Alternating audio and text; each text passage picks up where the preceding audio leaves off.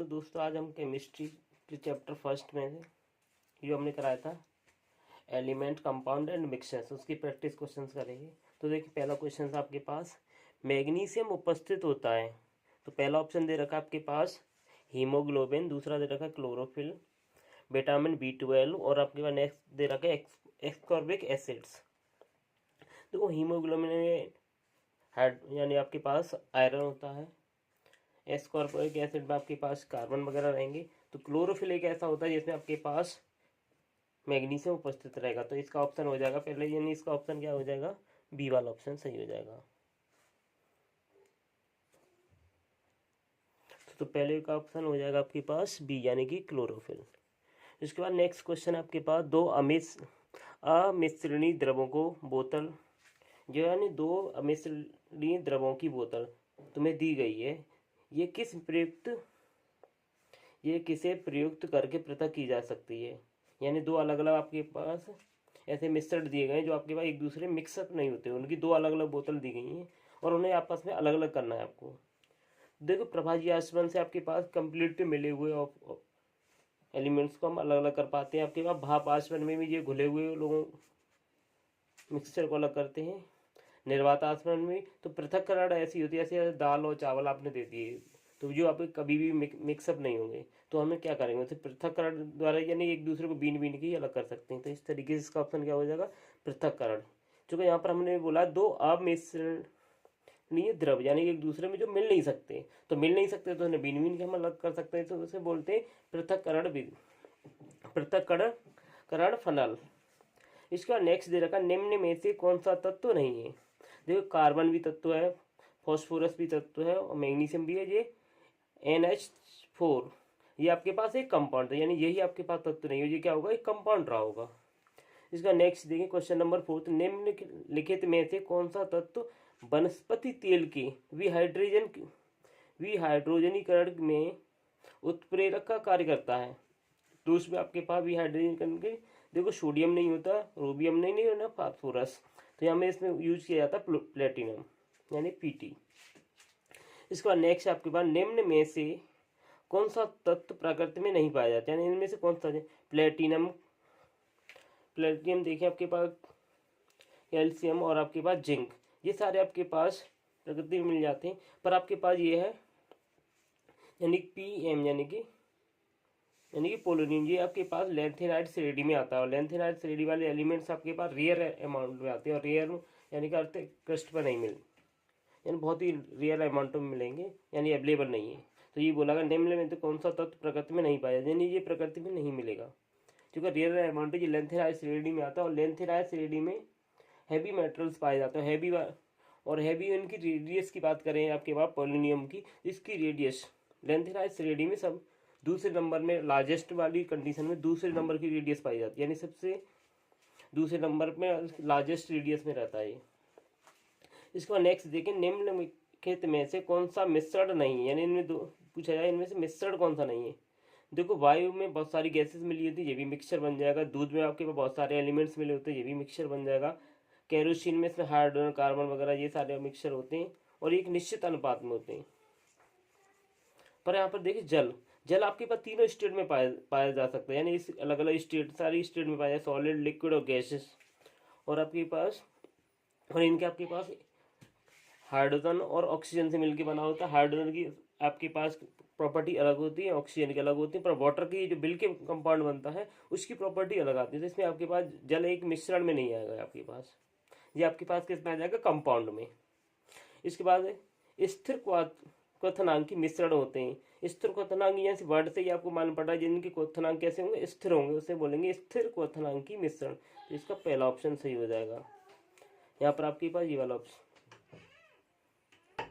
Next question देखें आपके पास, LPG द्रवित पेट्रोलियम गैस, यानी LPG द्रवित पेट्रोलियम गैस है, ये किसका मिश्रण, ये क्या है, यानी LPG गैस आपके पास, तो अब ये होती है ब्यूटेन और प्रोपेन का मिक्सचर, यानी ब्यूटेन प्रोटेन सब क्या है, कार्बन कंपाउंड्स हैं। तो ये क्या है, एक मिश्रण होती है। LPG गैस क्या है, एक मिश्रण है किसका, ब्यूटेन और प्रोपेन का।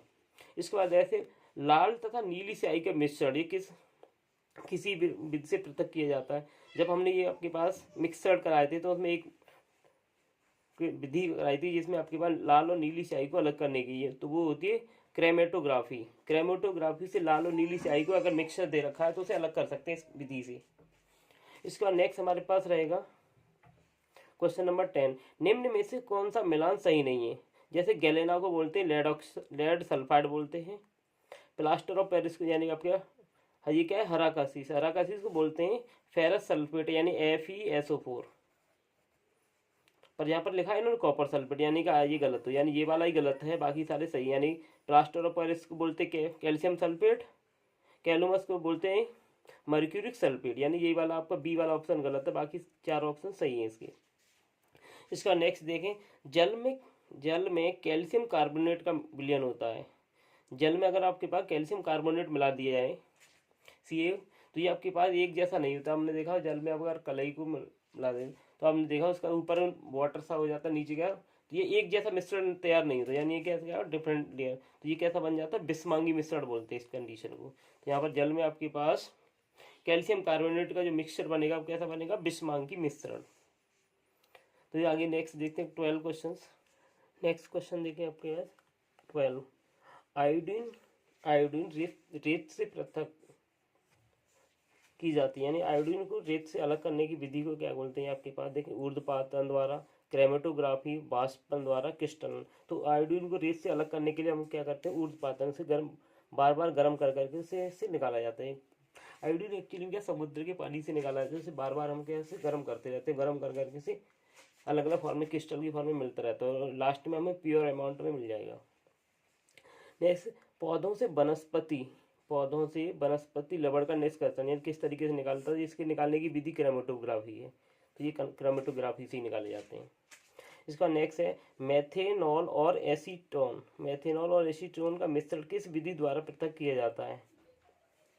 तो यानी मेथेनॉल और आपके पास एसीटोन का मिश्रण किसी विधि द्वारा अलग किया जाता है। तो मेथेनॉल और एसीटोन का मिश्रण किस विधि द्वारा अलग किया जाता है? तो इसके लिए आपके पास 4 विधि दे रखी, प्रभाजी आसवन, भाप आसवन, निर्वात आसवन और इनमें से कोई नहीं।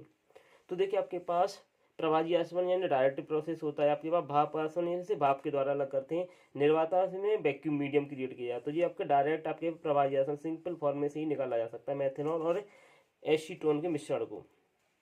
निम्न में से कौन सा सबसे अधिक पाया जाना धात्विक तत्व यानी सबसे अधिक अमाउंट में धात्विक कौन सी मिलती है? तो ये है एल्यूमिनियम सबसे ज़्यादा अमाउंट में आपको प्राप्त किया जाता है। इसके बाद नेक्स्ट देखें, जिंक क्लोराइड और आपके पास लेड क्लोराइड का मिश्रण पृथक किया जाता है, यानी जिंक क्लोराइड और लेड क्लोराइड के मिश्रण को किस विधि द्वारा अलग किया जाता है? तो ये आपके पास किया जाता है क्रिस्टलन द्वारा। तो ये आपके क्रिस्टलन विधि द्वारा ये अलग किया जाता है, जब इन्हें मिला देते हैं और उसके बाद इन्हें हीट करते हो, हीट करने पर ये क्या क्रिस्टल फॉर्म में अलग अलग फॉर्म में आपको हो जाएगा मिक्सर। अगर आपके पास जिंक क्लोराइड और लेड क्लोराइड का मिक्सर है बना हुआ, उसे गर्म करते हैं, गर्म करने पर ये अलग अलग क्रिस्टल की फॉर्म मिलेगा और ये अलग अलग कलर में आपको दिखाई देगा। नेक्स्ट आपके पास बेरियम क्लोराइड, बेरियम कार्बोनेट आपके पास एक एलिमेंट यानी बेरियम अलग है कार्बोनेट अलग है, यानी तत्व तो नहीं होगा, ये मिश्र नहीं है, यानी ये क्या होगा एक कंपाउंड बनेगा। नेक्स्ट है निम्न में से कौन सा मिश्रण ऊर्ध्वपातन विधि द्वारा पृथक किया जाता है? तो यहाँ पर ऊर्ध्वपातन विधि से आपके पास अलग करने वाले यानी गर्म, ऊर्ध्वपातन मीन्स होता है इसे गर्म करके अलग करने वाले। तो आपके पास मरकरी और आपके पास सोडियम क्लोराइड, ये गर्म करके ही दोनों अलग किए जा सकते हैं। बाकी इसमें तो ऐसा कोई एलिमेंट्स नहीं है जो गर्म, ये आपके पास सॉलिड आता है, ये भी सॉलिड में रहेगा आपके पास, और ये आपके पास में बेरियम, यानी ये तीनों में आपके पास एक एक एलिमेंट ऐसा दे रखा है जो सॉलिड अवस्था में होगा, नॉर्मल टेम्परेचर आपके गर्म करने पर ये लिक्विड फॉर्म में नहीं आएगी। बाकी इसमें तो दोनों ही आपके कैसे हैं जो लिक्विड फॉर्म में आ जाते हैं, इसीलिए ये अलग कर किए जा सकते, ये नहीं किए जाए। इसमें देखिए सबसे अधिक पाई जाने वाली गैस, सबसे अधिक गैस कौन सी पाई जाती है? नाइट्रोजन, आपको सभी को मालूम है नाइट्रोजन के अवेलेबल है एटमॉस्फेयर में सबसे ज़्यादा। इसके बाद नेक्स्ट है निम्न में से कौन सा यौगिक सबसे अधिक पाया जाता है? तो हम बचपन से ये पढ़ते आ रहे हैं कि हमारे पास पृथ्वी में सबसे ज़्यादा 72% क्या है वाटर अवेलेबल है, तो वाटर ही सबसे ज़्यादा होगा। तो सबसे ज़्यादा पाया जाने वाला एलिमेंट कंपाउंड क्या है यहाँ पर? वाटर। वह धातु जो कमरे के ताप पर द्रव अवस्था में पाई जा सकती है, ये भी हम लोगों ने पहले शुरू से पढ़ते आ रहे हैं। आपके पास मरकरी एक ऐसी धातु है जो आपके पास लिक्विड फॉर्म में पाई जाती है एट रूम टेम्परेचर, तो मरकरी को हम बोलते हैं Hg, यानी कि ये ऑप्शन हो जाएगा। नेक्स्ट क्वेश्चन नंबर 22 देखें, निम्न में से गैस है, यानी इनमें से कौन सी गैस है? तो हमने देखा यानी आपके पास बेरियम, आपके पास आयोडीन, आयोडीन सॉलिड अवस्था में पाई जाती है, बेरियम ये भी सॉलिड, ये भी इनमें से, यानी ये तो सॉलिड है तो ये तो नहीं हो सकता। सिर्फ क्लोरीन ही एक गैस, एक सी गैस है जो आपके पास गैसेस अवस्था में पाई जाती है। तो इस तरीके से हमने 22 क्वेश्चन किए। आगे आगे के क्वेश्चन हम कल करेंगे। अगर आप तो निम्न में से आपके पास कौन सी गैस है, यानी क्लोरीन एक गैस है, बाकी आपके पास आयोडीन एक सॉलिड स्टेट में पाया जाता है, बेरियम भी सॉलिड स्टेट में पाया जाता है, और ये ए बी, जब बी वाला ऑप्शन गलत हो गया तो बी यानी डी वाला ऑप्शन तो सही नहीं होगा, चूंकि ए बी इसमें बोला गया, तो सिर्फ ए ऑप्शन ही सही है इसका। इसके आगे के क्वेश्चन हम कल करेंगे। अगर आपके पास वीडियो, अगर आप लोगों को वीडियो अच्छा लगा हो तो लाइक करें, सब्सक्राइब करें एंड शेयर करें। Thank you watching.